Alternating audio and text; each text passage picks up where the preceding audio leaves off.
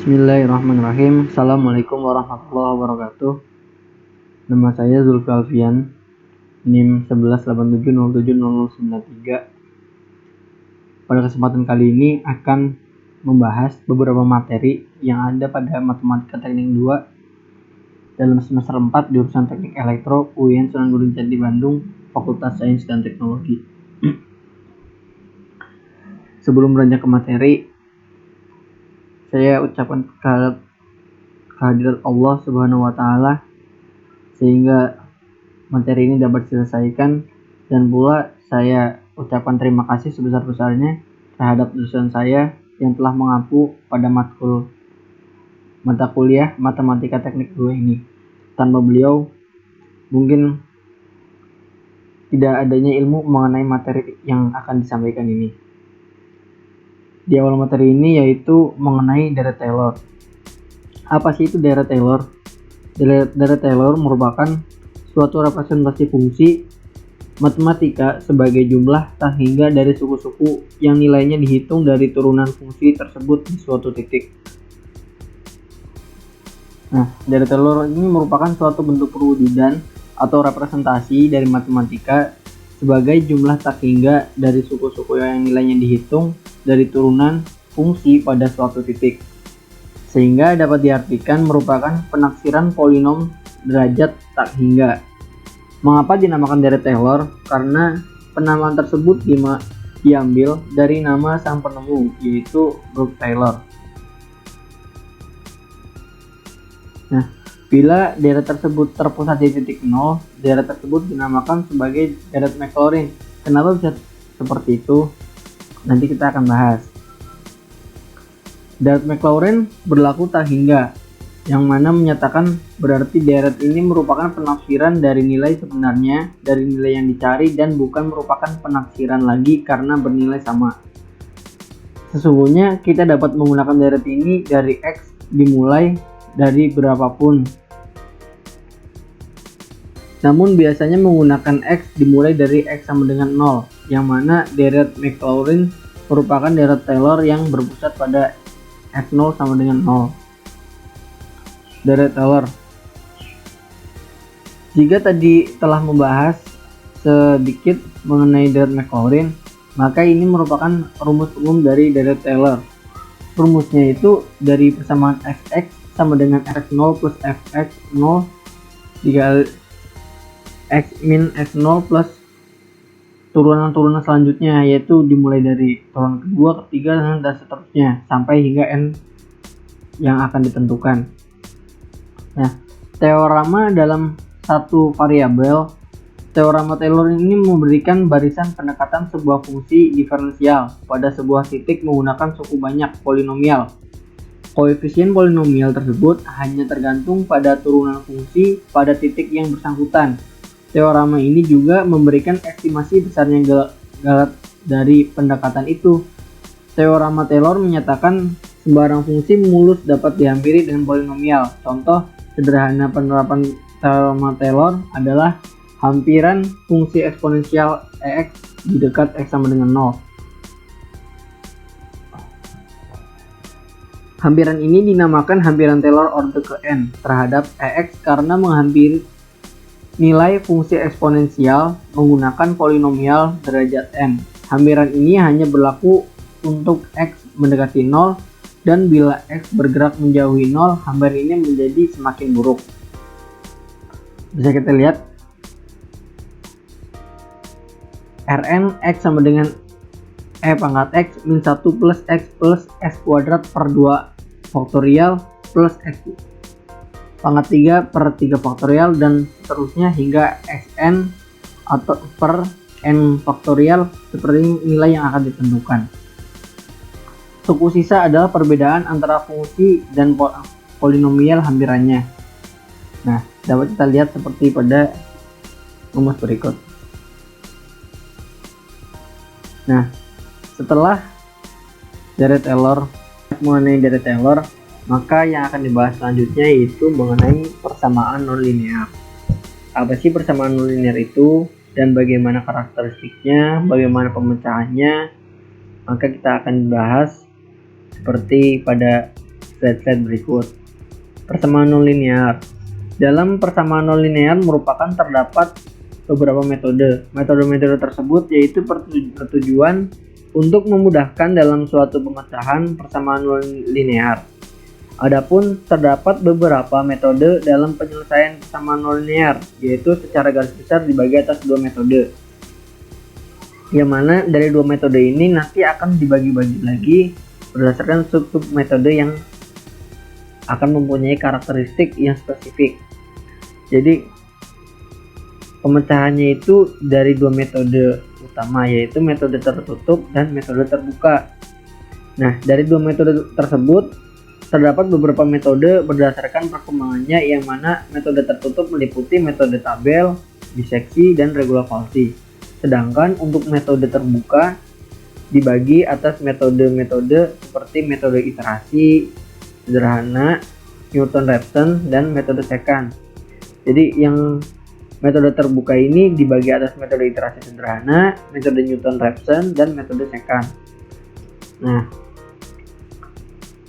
pada persamaan non-linear ini akan mencari fx sama dengan 0, yaitu ketika x bernilai sama dengan 0. Jadi akar sebuah persamaan fx merupakan nilai x yang menyebabkan nilai fx sama dengan 0. Sehingga dapat diartikan semakin mendekati 0, maka nilai tersebut merupakan nilai akar-akarnya, karena akar persamaan fx merupakan titik potong antara kurva x dan sumbu x. Jadi dari pemecahan masalah persamaan non-linear ini akan berhenti ketika menemukan garis yang berpotongan dari antara kurva x dan sumbu x, karena itu merupakan fx sama dengan 0, nilai 0 yang merupakan akar-akarnya. Jadi semakin mendekati 0, maka itulah akar-akar yang dicari. Adapun untuk memahami persamaan non-linear ini akan terdapat pengantar yang mana akan sangat berguna untuk kita. Pertama, mengetahui penyelesaian persamaan linear, yaitu yang ms plus c sama dengan 0, dengan m dan c merupakan konstanta. Dan kemudian yang kedua, mengetahui persamaan kuadrat AX kuadrat plus BX plus C sama dengan 0, yaitu dengan menggunakan rumus ABC, yang mana kita review lagi rumus ABC ini, yang X sama dengan min B kurang lebih atau tambah kurang akar B kuadrat min 4AC per 2A. Nah, tadi kita telah membahas mengenai pengantar-pengantarnya dan sekelumit mengenai persamaan non-linear ini. Nah, secara garis besarnya persamaan non-linear ini dibagi atas dua metode besar, yaitu metode terbuka dan metode tertutup. Pertama, metode tertutup, yaitu metode ini mempunyai sub-sub metode, yaitu metode tabel, metode biseksi, dan metode regular-Falsi. Sementara untuk metode terbuka ada metode iterasi sederhana, metode Newton-Raphson, dan metode secant.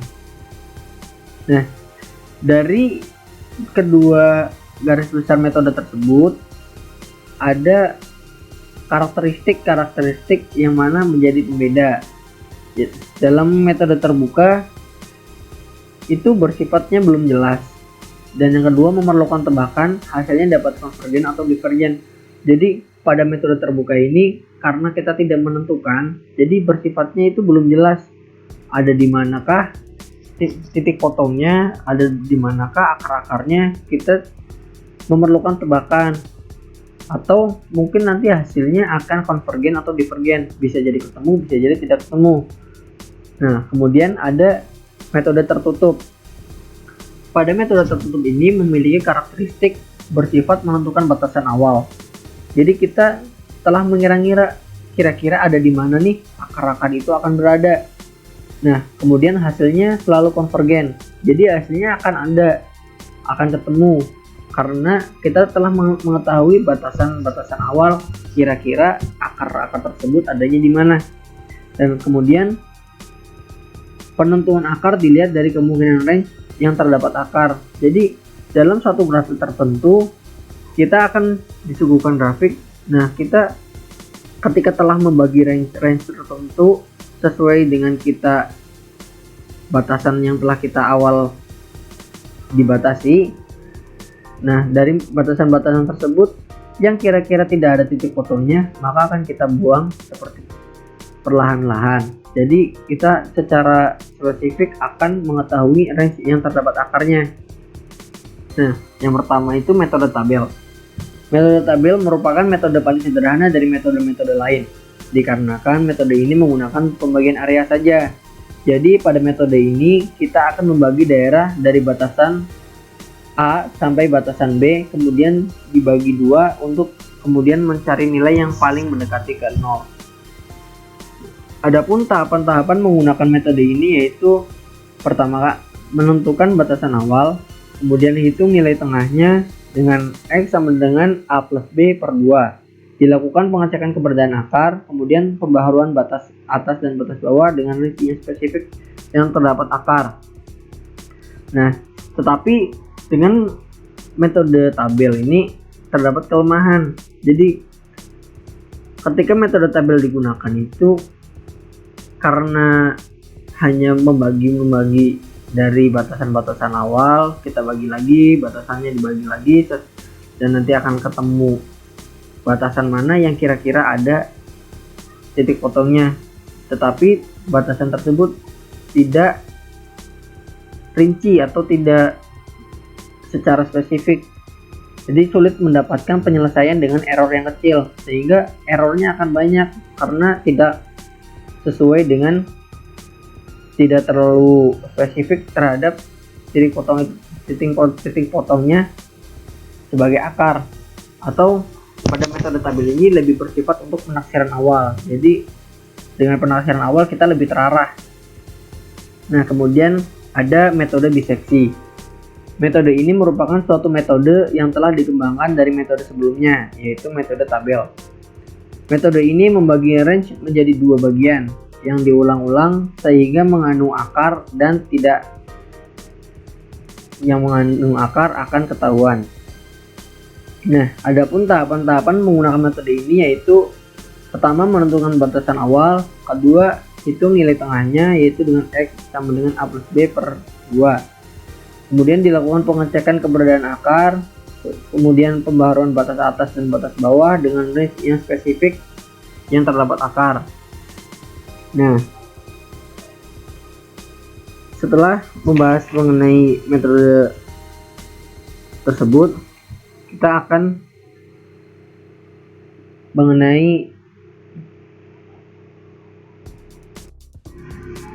membahas mengenai metode tabel, kita akan membahas mengenai metode biseksi. Metode ini merupakan satu metode yang telah dikembangkan dari metode sebelumnya yaitu metode tabel. Metode ini membagi range menjadi dua bagian yang diulang-ulang sehingga mengandung akar dan yang tidak mengandung akar akan ketahuan. Nah, dengan menggunakan pengembangan dari metode tabel ini, maka pada metode biseksi yang awal itu akan sama dengan metode tabel. Namun kita akan melakukan pembaharuan batas atas dan batas bawah sehingga range-nya menjadi sangat spesifik. Jadi dari jangkauan daerah A dan sampai daerah B yang akan dibagi, kita akan mempunyai daerah baru yang kemudian akan dibagi lagi sehingga titik potongnya ada di mana akan lebih spesifik. Nah, kemudian ada metode regular Falsi. Metode regular Falsi merupakan metode pencarian akar dengan memanfaatkan kemiringan dan selisih tinggi dari dua titik batas range. Metode ini juga dikenal dengan metode false position karena pada metode ini memanfaatkan slop kemiringan.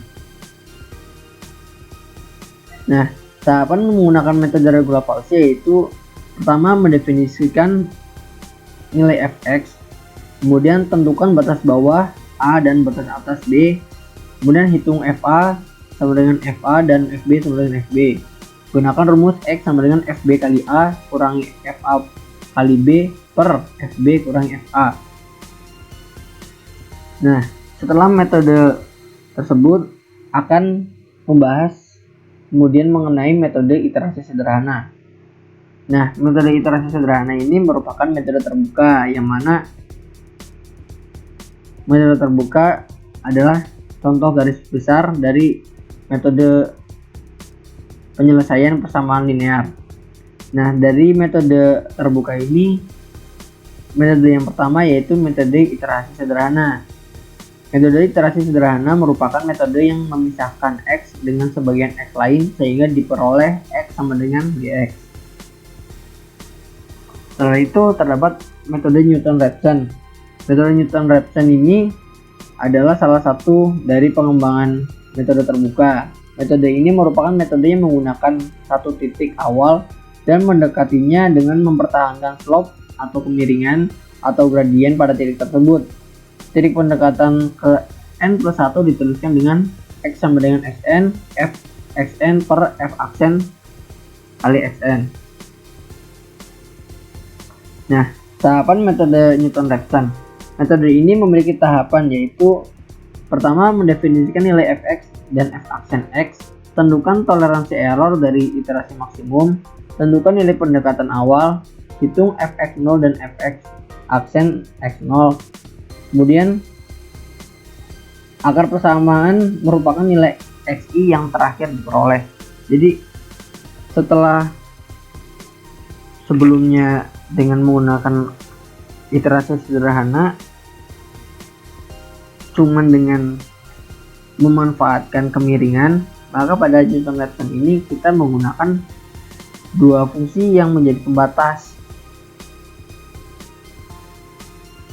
Nah, setelah metode Newton ini mempunyai tahapan-tahapan, kalian bisa mencobanya. Namun metode ini ada permasalahan-permasalahan yang muncul, yaitu pertama, metode ini tidak dapat digunakan ketika titik pendekatannya berada pada titik puncak. Kemudian penyelesaiannya akan lama apabila titik pendekatannya berada di antara dua titik stasioner. Jadi tidak akan sesuai dengan metode yang ada, karena ketika dua titik stasioner itu pendekatannya di antara dua titik stasioner, pendekatan penyelesaiannya akan lama. Baik, setelah kita membahas mengenai metode Newton-Raphson, maka selanjutnya itu ada metode secant. Metode ini ada karena dikembangkan dengan alasan metode Newton-Raphson memerlukan fx dan turunannya, dan tidak semua fungsi mudah dicari turunannya. Turunan fungsi dapat dihilangkan dengan cara menggantinya dengan bentuk lain yang ekuivalen. Pada dasarnya penggunaan metode ini sama dengan metode Newton-Raphson, hanya saja diawali dengan penentuan dua titik awal sebagai pembatas. Nah, karena metode Newton-Raphson tidak semua fungsinya mudah dapat dicari turunannya, maka pada metode secant ini kita dapat membentuk fungsi baru. Turunan fungsi dapat dihilangkan dengan cara menggantinya dengan bentuk lain yang ekuivalen. Nah, pada metode secant ini mempunyai tahapan sebagai berikut. Pertama, mendefinisikan nilai fx, kemudian definisikan nilai toleransi error, kemudian memasukkan dua nilai pendekatan dan menghitung fx0 dan f aksen x0.